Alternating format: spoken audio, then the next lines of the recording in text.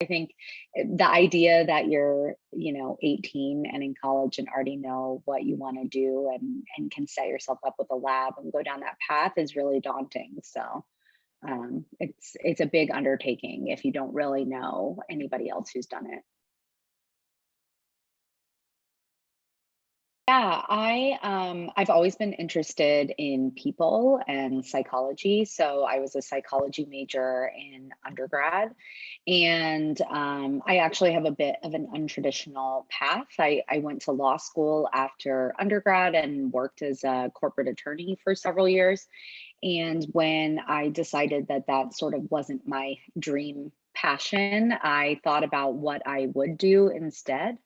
And I wanted to pursue something with psychology. So I actually started working in a couple of psychology labs in my 30s. So it can be done later in life.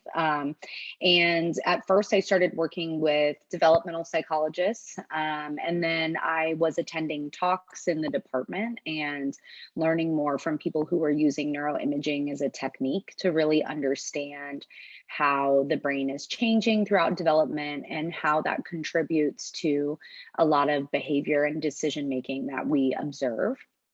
And I realized that the questions that I have also had a component that I couldn't really explain or fully answer without digging into those neural systems.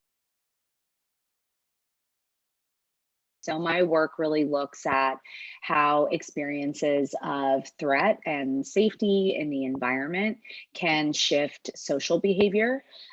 So one example of that is, if you feel that you're in an unsafe social context, you might be less likely to cooperate with other people.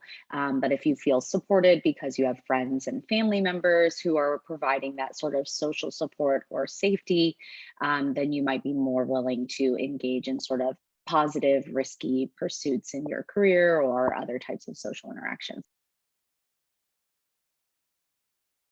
The intellectual freedom that you get when you're doing science. My work sort of starts out by asking a big question, but as I do different studies, I end up with more and more questions. Yeah, I think for me in particular, because I was a little bit older when I came back to graduate school, one of the challenges that is both a positive and a negative is that with neuroscience in particular, it's really computationally intense. And so I've been learning, how to code and do computational modeling and things like that that are pretty outside of the domain of what I had done in my previous career. So that adds a big challenge, but I think that that challenge is also part of what I enjoy. I'm constantly learning and pushing myself.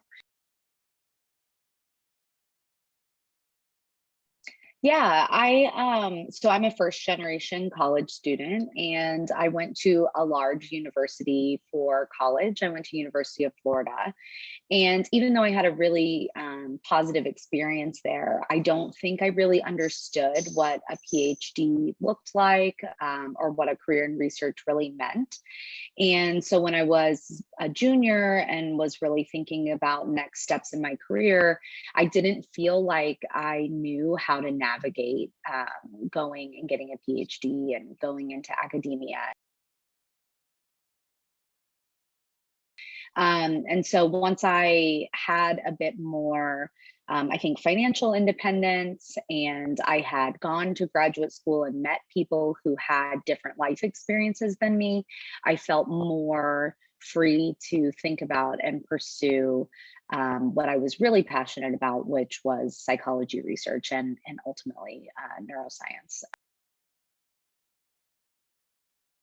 So if neuroscience is something you're interested in, find somebody who's doing something that you think is interesting and ask them about how they got started. and ask if there are any opportunities where you can sort of get started yourself. And I would say, in lieu of that, if you're not able to do that, or the environment you're in or the context you're in doesn't allow you that opportunity, try and build up some of the other skills that are useful for doing research. So things like, getting familiar with a coding language. There are some open source softwares like R that are really useful for a number of tasks, and researchers use them all across different disciplines. Get used to writing, even if it's, for your classwork assignments, ask for feedback, and things like that. So I would say kind of just try to expose yourself as much as you can to different people and their experiences in different aspects of research.